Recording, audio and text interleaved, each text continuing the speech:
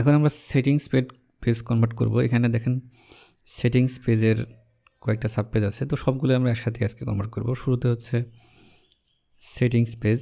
এই পেজে দেখেন কোনো স্ক্রিপ্ট নাই, তাই এটা হচ্ছে অপশনসে পেয়ে যা কম্পোজিশনে পেয়েও তাই এটা কনভার্ট করার কিছু নাই। এরপরে যে এর সাব পেজগুলো আছে, শুরুতে হচ্ছে অ্যাকাউন্ট, থিম, ওয়েবসাইট, এগুলো আমরা হচ্ছে এখন কনভার্ট করব। শুরুতে আমরা অ্যাকাউন্ট কনভার্ট করি। এখানে এটা জাস্ট বলে দেবো চ্যাটজিপিটিকে।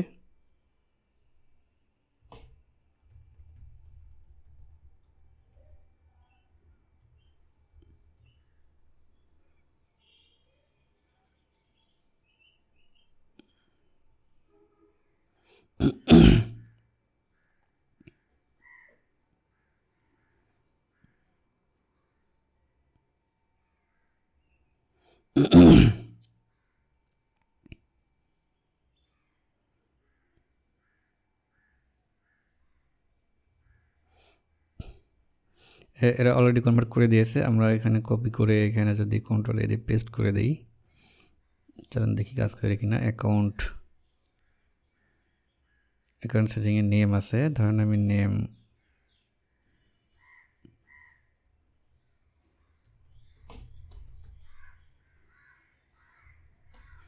চেঞ্জ করে সেভ দিই। সেভের কাজটা করতেছি, তার মানে এটা ঠিকমতো কাজ করছে। চলুন দেখে আসি সব ঠিক আছে কিনা।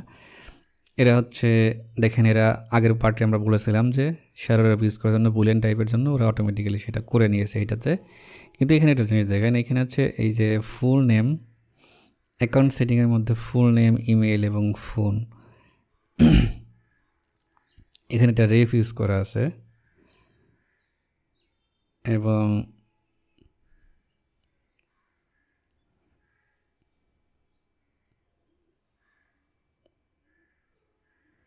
এটা যেহেতু এপিআই থেকে আসতেছে, এটা রেফ ইউজ করা, সেটা এরকমই থাক।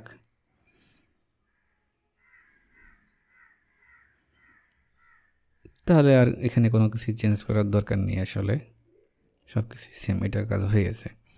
তো আমরা এখন থিমের পেজে যাই। থিমের পেজে এইটাকে আমরা কমান্ড দিয়ে আসি।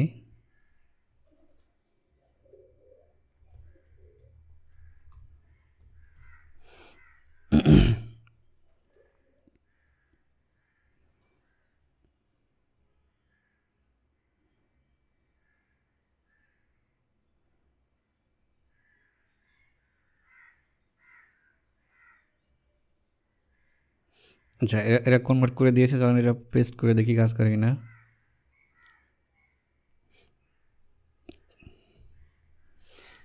দেখেন এরা কী করেছে, ইউজ থিম স্টোর ইম্পোর্ট করেছে এবং থিম স্টোরের অবজেক্ট তৈরি করেছে, এবং এখানে brand colour theme store dot brand colour করেছে। এটা আমি এভাবে কনফিগার করেও নিতে পারি, অথবা directly theme store dot brand colour use করতে পারি এখানে।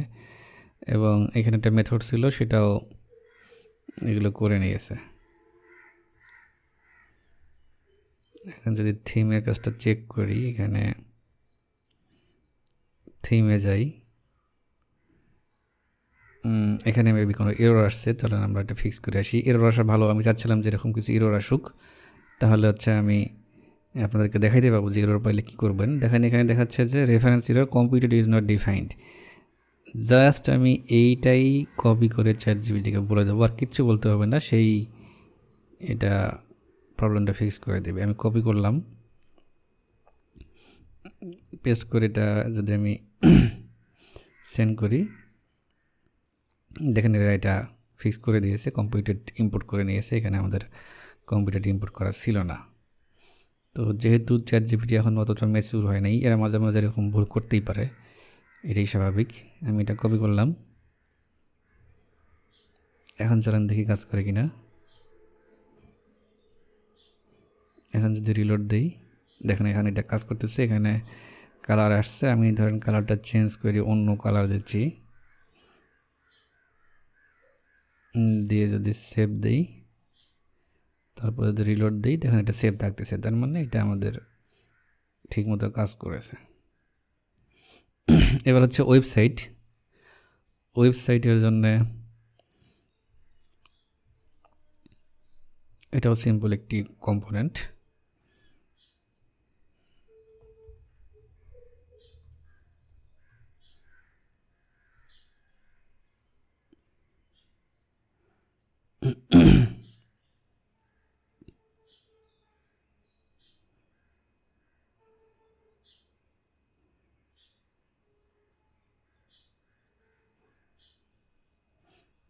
এটা হয়ে গেছে।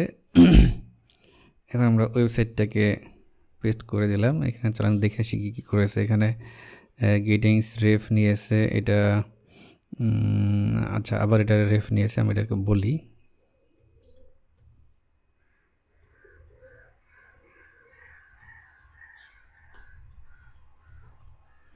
is shallow ref for booleans। আশা করা যায় এটা ফিক্স করে দিবে।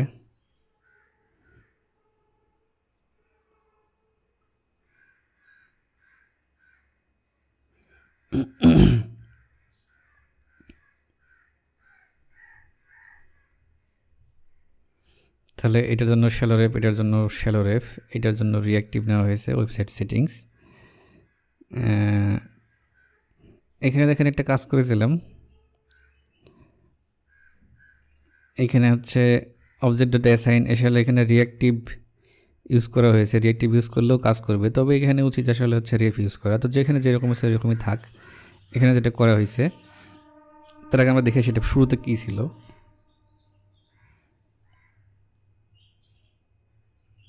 দেখেন আমাদের এখানে ওয়েব সেটিংস, এখানে অবজেক্ট তৈরি করেছিলাম এবং এপিআই থেকে যখন আসে তখন হচ্ছে রেজ ডট ডাটা করেছিলাম। অর্থাৎ এটা অপশন এপিআইয়ের জন্য এখানে এরকম অবজেক্ট টাইপের ছিল, সেটার ভ্যালু এখানে এভাবে দেওয়া হয়েছিল। কিন্তু এখন ওরা যেটা করে দিয়েছে এটাও করা যায়, কিন্তু সেটা হচ্ছে যদি আমরা রিঅ্যাক্টিভ ইউজ করি এবং এখানে যদি নন টাইপ থাকে, যেহেতু আমাদের এখানে নন টাইপটা এইভাবে ইউজ করেছি, তো এইভাবেও করা যায়। সেটা একটা এক্সাম্পল, এটা ভালো একটা এক্সাম্পল হয়ে গেল।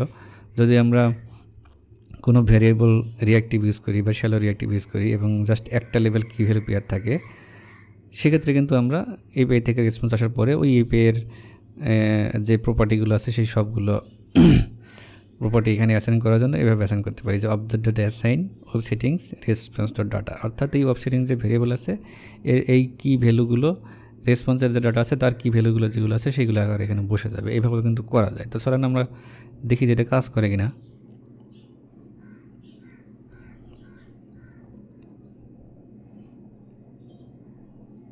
এখানে দেখেন শপ নেম এবং অ্যাড্রেস আছে।